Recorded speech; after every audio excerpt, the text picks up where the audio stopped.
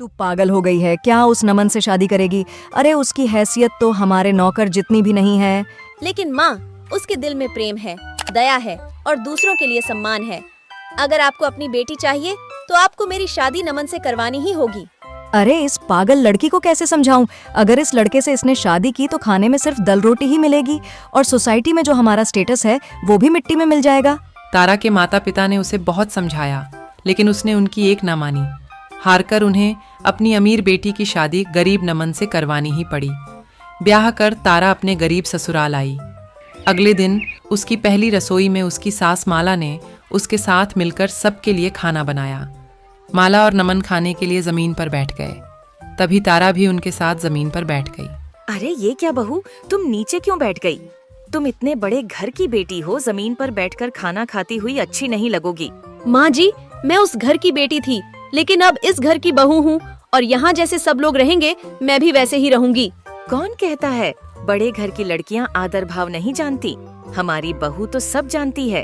अच्छा नमन, कल तारा बहू की पग फेरे की रस्म है, इसलिए कल तुम इसे अपने ससुराल ले जाना। जी माँ। अगले दिन नमन तारा के साथ अपने ससुराल के लिए निकल पड़ता है।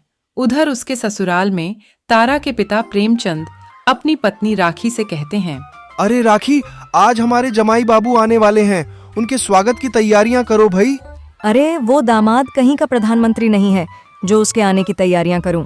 हमारी ही बेटी की मती मारी गई थी, जो अच्छे अच्छे घराने के रिश्ते ठुकरा दिए और उस लप्पू से शादी कर ली। तो क्या हुआ राखी, हमारा दामाद स्मार्ट है, पढ़ा लिखा है, पैसे का क्या है, मेहनत करेगा तो पैसा भी आ जाएगा। चलो अब उठो और दामाद जी के आने की तैयारियां करो। तैयारी क्या करनी है, कल के बचे हुए दाल चावल रखे हैं, उसके लिए वही काफी है। और अपनी बेटी के लिए मैं पिज्जा, स्ट्रॉबेरी शेक और बर्गर ऑनलाइन ऑर्डर कर दूंगी। न जाने इन 2 दिन में मेरी बच्ची ने क्या रूखा सूखा खाया होगा। राखी प्रेमचंद की बात नहीं सुनती और मुंह बनाकर वहां से चली जाती है। उधर रास्ते में दुकान देखकर नमन तारा को रुकने को कहता है। क्या हुआ नमन? तारा, शादी के बाद पहली बार तुम्हारे घर जा रहा हूँ तो खाली हाथ थोड़ी ना जाऊंगा। मम्मी जी और पापा जी के लिए कुछ उपहार और मिठाइयाँ ले लेता हूँ। अरे नहीं नमन, रहने दो, उसकी कोई जरूरत नहीं है, तुम्हारा बेकार का खर्चा हो जाएगा। तुम्हारी खुशी से बढ़कर मेरे लिए कुछ नहीं है तारा। फिर नमन ने अपनी सास के लिए एक बनारसी साड़ी और ससुर के लिए घड़ी और साथ में कुछ मिठाई खरीद ली। कुछ ही देर में नमन तारा के साथ अपने ससुराल पहुंच गया। फिर राखी अपनी बेटी की आरती उतारती है और उसे गले से लगा लेती है, लेकिन नमन के पैर छूने पर भी उसने उसे इग्नोर कर दिया। दामाद जी, आप वहाँ उस कुर्सी पर बैठ जाइए और मेरी बच्चिया, तुम मेरे साथ इस सोफे पर आकर बैठ। राखी अपने गरीब दामाद को पुरानी सी बेकार कुर्सी पर बिठा देती है, जबकि अपनी बेटी को महंगे सोफे पर बिठाती है। यह देख तारा को बहुत बुरा लगता है। हाय मेरी बच्ची 2 दिन में ही कितनी मुरझा गई। माँ, ये क्या कह रही हो? वहाँ सब मेरा बहुत ख्याल रखते हैं। अच्छा राखी दामाद जी पहली बार ससुराल आए हैं, उनके लिए नाश्ता लेकर आओ भाई। कुछ देर बाद राखी एक प्लेट में नींबू पानी और कुछ बिस्किट लाकर नमन के सामने पटक देती है। राखी, ये क्या तुम दामाद जी के लिए नींबू पानी लाई हो? अरे इन गरीब लोगों को दूध, रबड़ी, गाजर का हलवा, ये सब शाही चीजें हजम नहीं होती। इनके लिए नींबू पानी ही ठीक है, जल्दी पी लीजिए। दामाद जी, दाल चावल बने हुए रखे हैं, फिर वो भी खा लेना। तारा बेटी, तू मेरे साथ अंदर चल, मैंने तेरे लिए पिंजा, स्ट्रॉबेरी शेक और बर्गर मंगवाए हैं। बस भी कीजिए मम्मी, आज आपके दामाद का ससुराल में पहला दिन और आप उनकी इतनी बेइज्जती कर रही हैं। वो बेचारे अपनी थोड़ी सी सैलरी में आपके लिए तोहफे लाए और आप उनके साथ ऐसे कर रही हैं।